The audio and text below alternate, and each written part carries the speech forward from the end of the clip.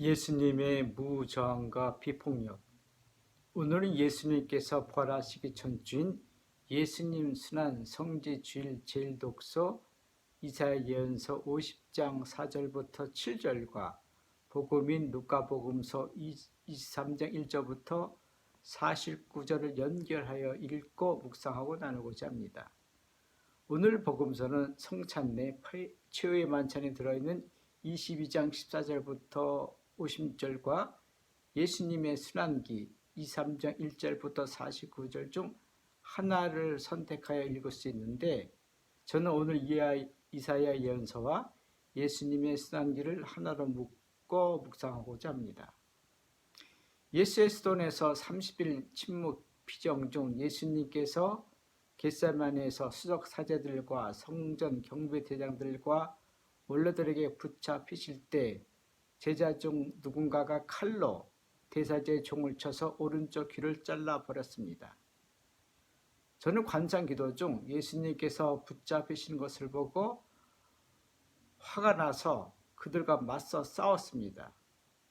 예수님과 우리 제자들이 날마다 성전에 있을 때는 그 누구도 예수님께 손을 뻗치지 않았는데, 어둠이 권세를 떨칠 때가 오자 루카복음서 22장 53절 감히 예수님을 붙잡으러와 본때를 보여주며 하며 그들과 한창 싸우고 있었는데 예수님께서 그만해 두거라 22장 51절라고 말리시자 싸움을 멈춘 기억이 납니다.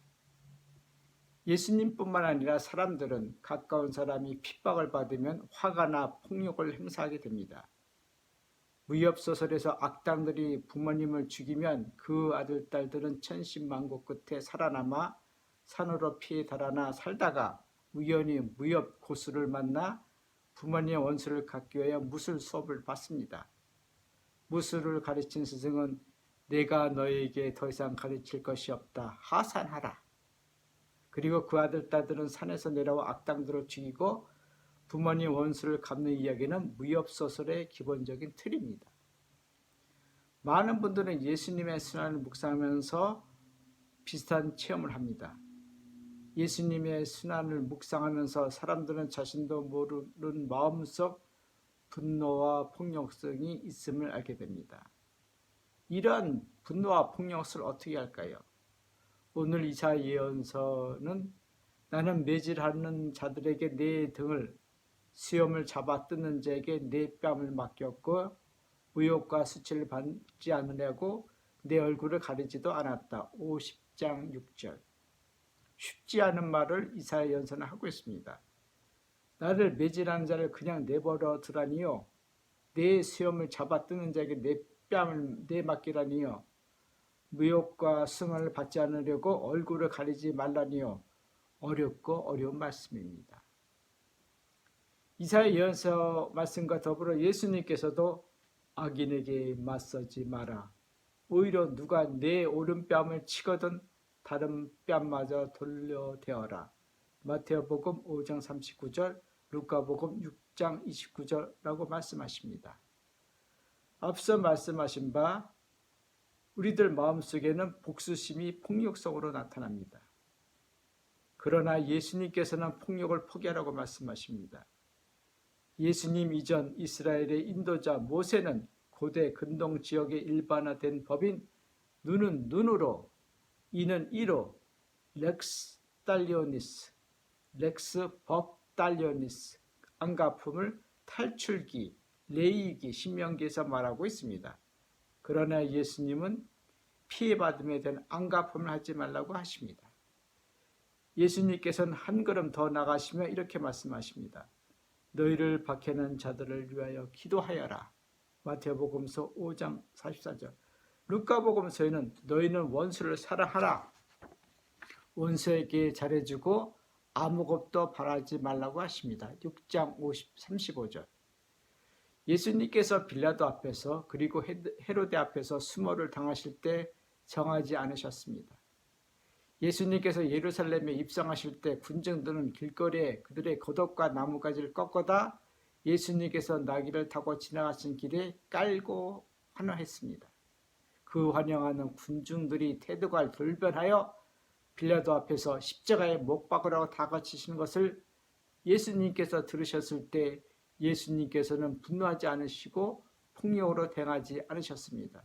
오히려 예수님께서는 당신께서 당하시는 것을 모든 것을 보고 가슴을 치며 통곡하는 여자들에게 예루살렘의 딸들아 나 때문에 울지 말고 너희와 너희 자녀들 때문에 울어라 하고 말씀하십니다. 루카복음 23장 28절. 모세는 복수를 가르쳤지만 오늘 이사야 예언서는 비폭력과 무저항을 가르칩니다. 인도의 독립운동가 마하트마 간디도 무저항과 비폭력을 말했습니다.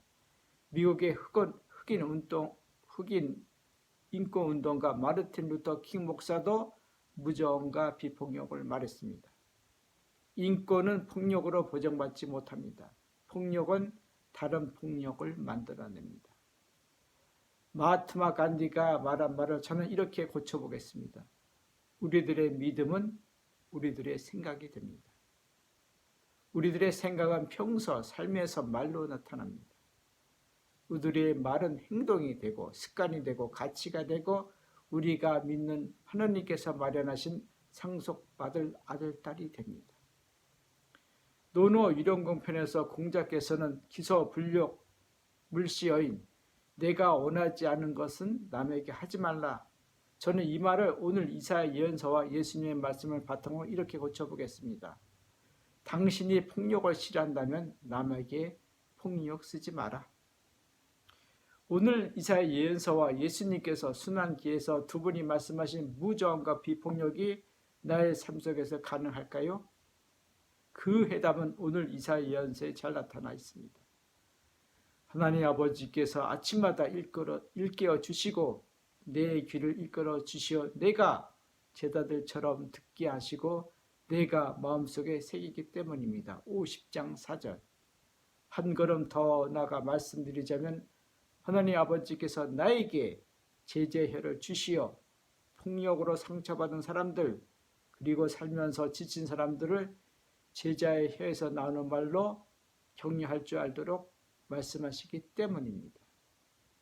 오늘 이사야 예언서와 예수님의 순환 복음기를 연결하여 묵상하고 나누고 싶은 것은 삶 속에서 하나님께서 주신 혀로 지친 이들을 격려하고 하나님 아버지께서 들려주시는 말씀을 귀로 듣고 마음에 새길 수 있도록 청해봅니다.